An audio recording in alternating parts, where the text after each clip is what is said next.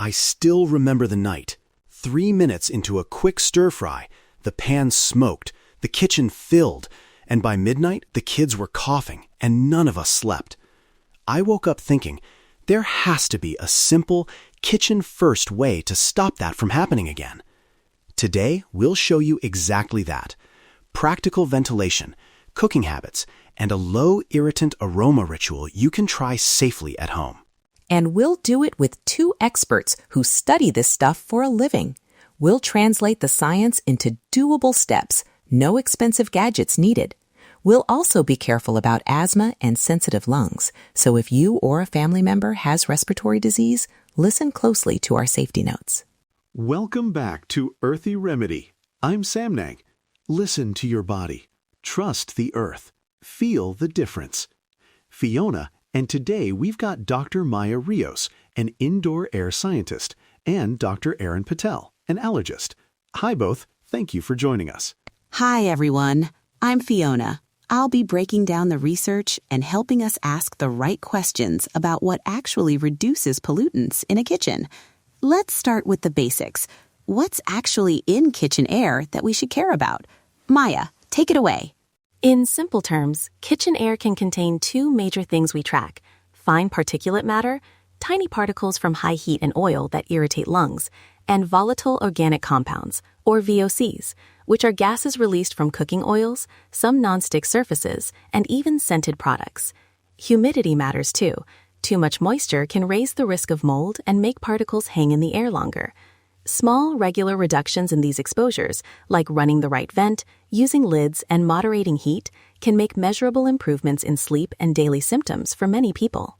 The evidence shows that particulate matter from high heat frying is the biggest immediate source of spikes. From a biochemical perspective, these particles can inflame airways and disturb sleep. VOCs vary a lot by source. Some are low risk at home levels, others can be irritating, but together they shape comfort and respiratory symptoms. That matches my experience. The oily smoke is the worst. Maya, quick practical question. Are there cookware choices or heat patterns that actually reduce particles? Yes. Use pans that spread heat evenly, heavy-bottom stainless or cast iron, and avoid extremely high flames for oil-based frying. Use lids when you can. They trap and reduce splatter and airborne particles. Short bursts of high heat are the main problem.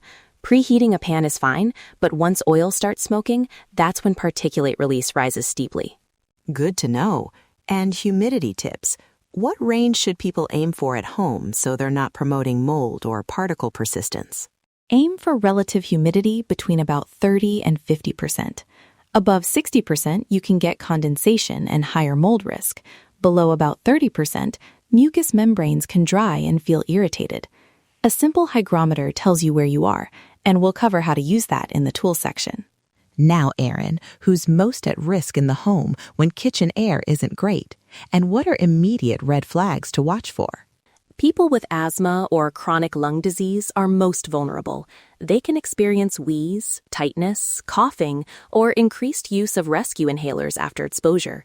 Infants, older adults, and anyone with severe allergies or cardiac conditions also often do worse.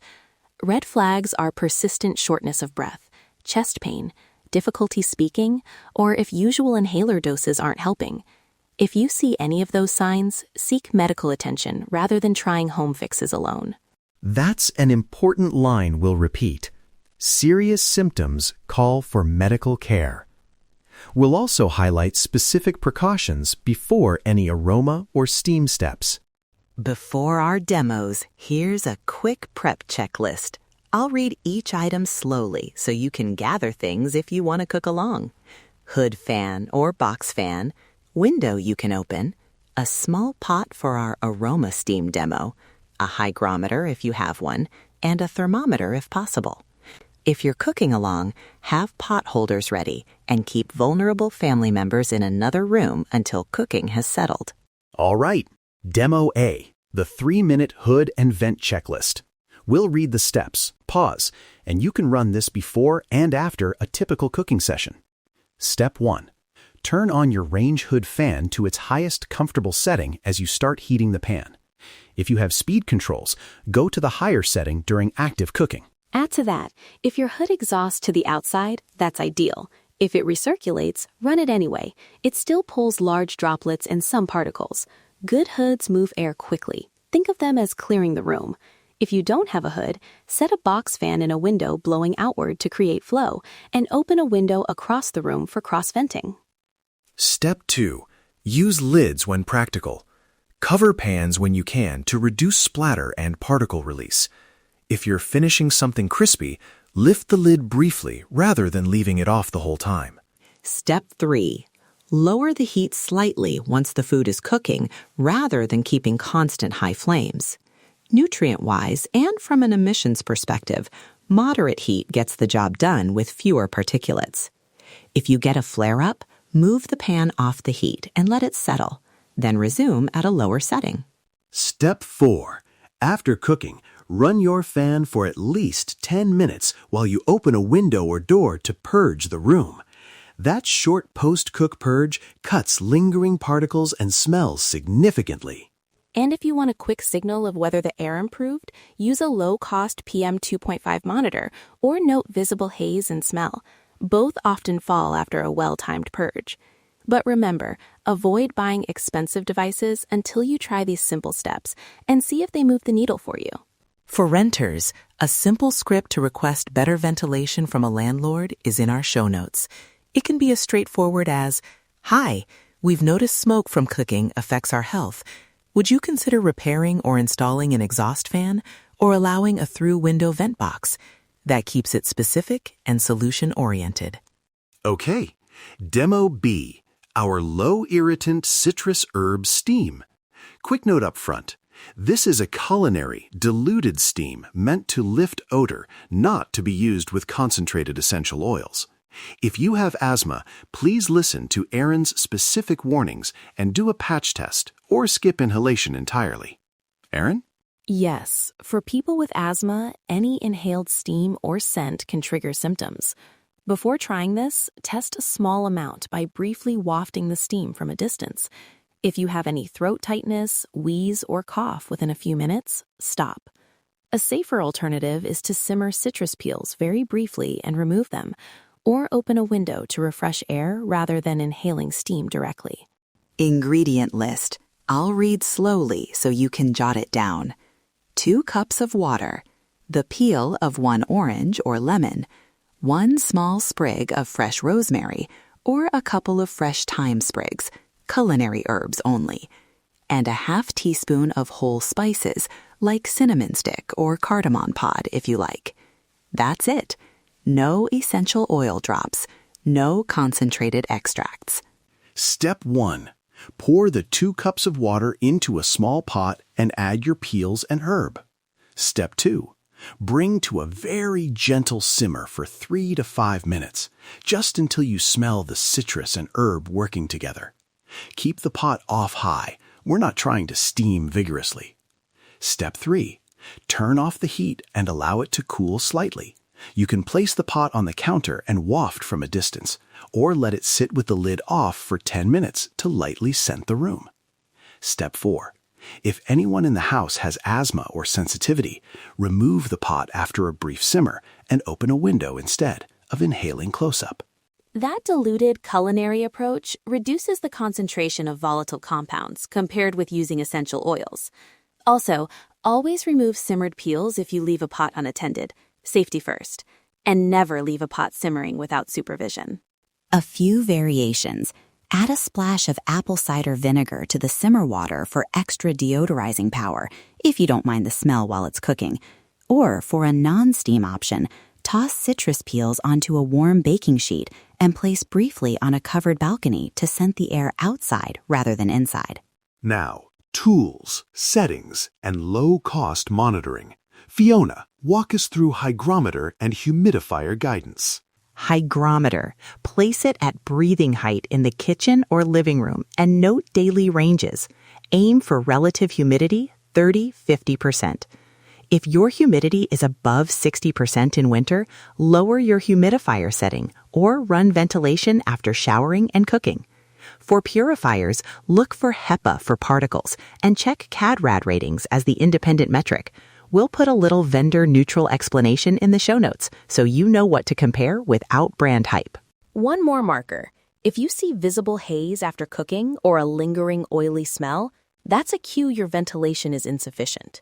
For renters, short-term borrowing from a community tool library for a basic monitor can help you understand if simple changes help before buying. And remember, behavior changes often give the biggest return: lids, lower heat, and a post-cook purge. Segment 6, the 7-day Indoor Air Microtrial. The idea is simple. One small change, repeated. Day 1 through 7, run the hood and vent checklist for every cooked meal. Note 4 metrics each morning: sleep quality, better, same, worse; morning cough, none, mild, moderate; visible haze after cooking, yes, no; and smell comfort, comfortable, noticeable, annoying. After a week, look for patterns.